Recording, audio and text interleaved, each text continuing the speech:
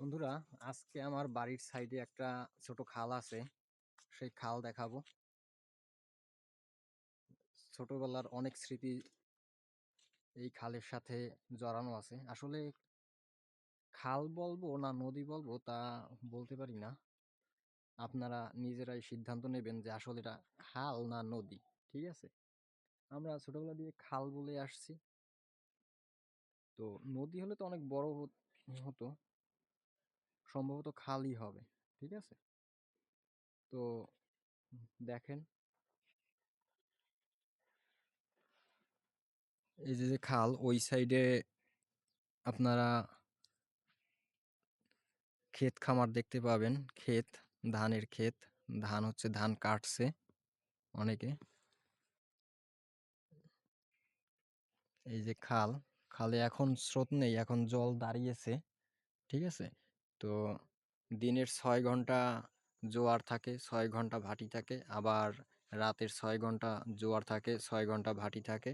তো এর মাঝে ৬ ঘন্টা ৬ ঘন্টার মাঝে জোয়ার ভাটির ভাটি মানে জোয়ার ভাটা যে হয় তার মাঝখানে জল এরকম দাঁড়িয়ে থাকে। ঠিক আছে?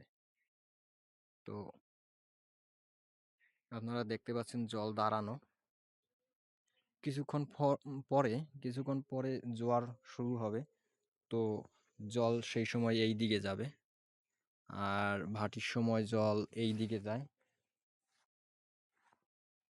খালের এই দিকে হচ্ছে আমাদের কালীগঙ্গা নদী। ঠিক আছে? কালীগঙ্গা নদী। আর এই দিকে হচ্ছে বলেশ্বর নদী। তো আপনারা বইয়ে পড়ে থাকবেন যে বলেশ্বর নদী। ঠিক আছে? বইয়ে বলেশ্বরের নদীর কথা শুনছেন, অনেকেই শুনেছেন। তো এইদিকে সেই বলেশ্বর নদী। ঠিক আছে? পিরোজপুর বলেশ্বর নদী। আর এইদিকে হচ্ছে কালীগঙ্গা নদী। বেশি দূরত্ব না, এখান থেকে আপনার আপনাদের মনে করেন ৩০ মিনিটের পথ কালীগঙ্গা নদী। আর এই দিক থেকে ৩০ মিনিটের পথ আপনার বলেশ্বর নদী। ঠিক আছে?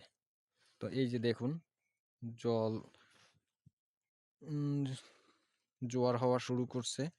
এই যে কচুরিপানার দিকে যদি আপনারা তাকান, দেখবেন যে ওই দিকে যাচ্ছে, সামনের দিকে। আর এই হচ্ছে আমাদের গ্রামের পথ, খালের পাড় দিয়ে। ঠিক আছে? তো আশা করি বন্ধুরা আজকে আপনাদের আমার বাড়ির সাইডের খাল দেখে ভালো লাগছে। তো যদি আপনাদের ভালো লাগে তাহলে ভিডিওটি লাইক, কমেন্ট এবং শেয়ার করবেন, আর চ্যানেলটি সাবস্ক্রাইব করে পাশে থাকবেন।